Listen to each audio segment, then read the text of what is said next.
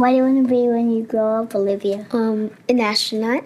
I want to be a fashion designer. A basketball player. I want to be an actor. A doctor. A teacher. A chef. An artist. What do you want to be when you grow up? A mermaid. Do you know what a computer programmer is? Yeah, no. No. No. I think it's something that has codes and is able to decode a mystery. I think that they... Wait, what? Computer programmer? No. Nowadays, just about everything requires some form of programming. So, what is it? Programming is basically explaining to a computer what you want it to do for you. When you're programming, you're teaching possibly the stupidest thing in the entire universe, a computer, how to do something. Programming is one of the only things in the world that you can do where you can sit down and just make something completely new from scratch, you know, whatever you want. It's really not unlike kind of playing an instrument or something, or playing a sport. It starts out being very intimidating, but you kind of get the hang of it over time. Coding is something that can be learned, and I know it can be intimidating. A lot of things are intimidating, but what isn't? A lot of the coding that people do is actually fairly simple. It's more about the process of breaking down problems than, sort of coming up with complicated algorithms as people traditionally think about it. Well, if it's fairly simple, why aren't there more of us doing it? Over the next 10 years, there will be 1.4 million jobs in computer science, and only about 400,000 grads qualified for those jobs. That's a shortage of 1 million people. So, how do you start?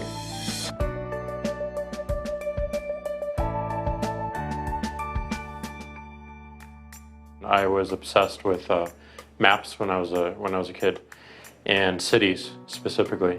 So I taught myself how to program. I had a very clear goal of what I wanted to do, which is to see a map of the city on my screen and play with it. Put things on the map, move things around the map.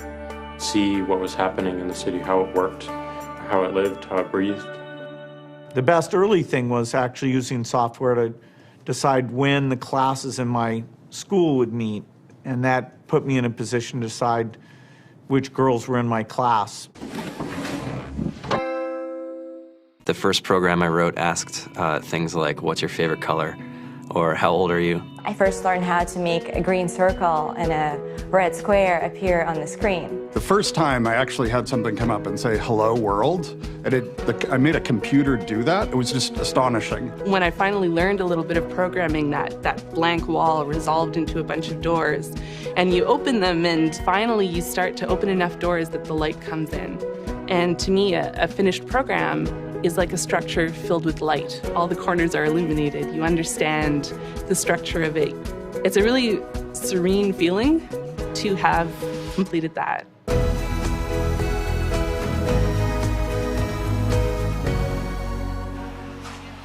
It took me some time to realize that creating things with your hands or creating code, creating programs, is just a different way to express creativity. I think right now there's a big emergence of the culture of making. People who make their own scarves and hats, people who write their own apps. Now it's just limited by your imagination and sort of what kinds of ideas what kind of understanding can you build into the computer so that it can do these things that were previously impossible.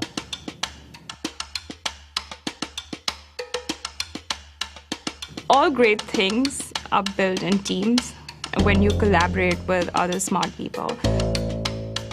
You're testing your ideas, you're stimulating each other. That's what makes us successful. It's not some flash of brilliance by somebody who then codes 24 hours a day for 3 weeks. It's what happened. The magic happens when we're all on the same page, collaborating and building something together.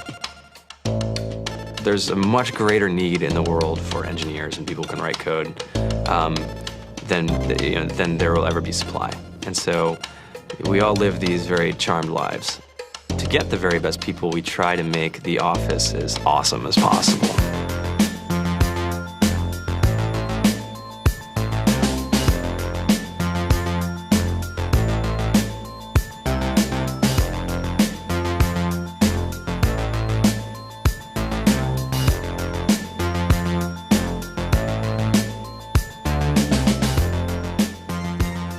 have a fantastic chef. Free food, Breakfast, lunch, and dinner. free laundry, snacks, even places to play and video games and scooters. There's all these kind of interesting things around the office and places where people can play or relax or go to think or play music or be creative.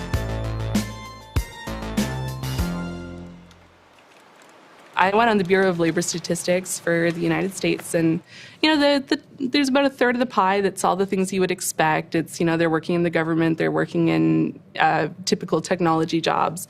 But then, like, the rest of the pie, and it was the majority of the pie, just split down into these little teeny slices of every industry imaginable. And what it is, computers are everywhere. You want to work in agriculture? Do you want to work in entertainment? Do you want to work in manufacturing? It's just all over.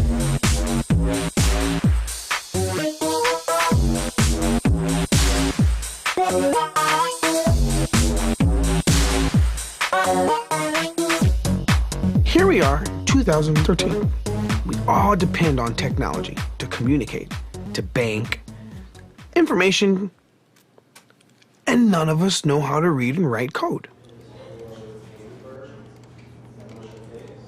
So you guys, what else? Who else has an idea of what we can change with our programming? What else can we do? Tiffany?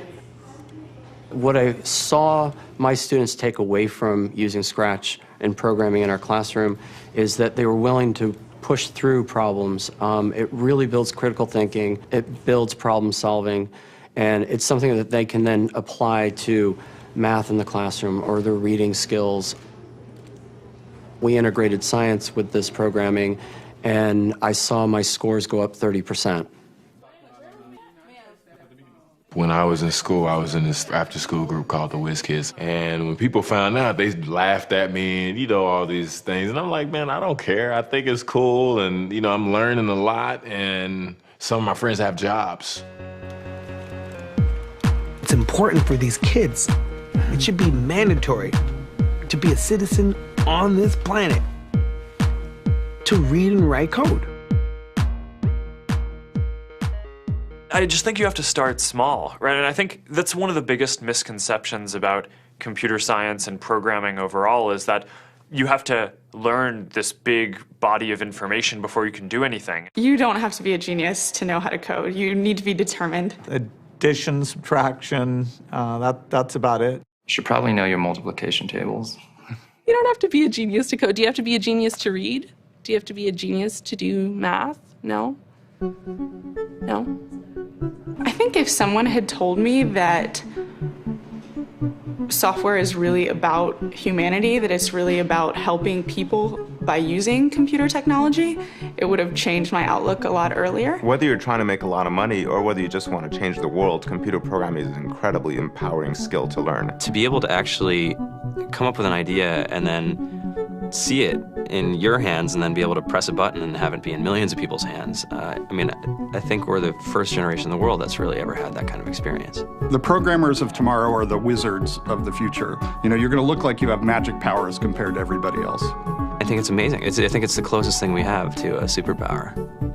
Great coders are today's rock stars. That's it.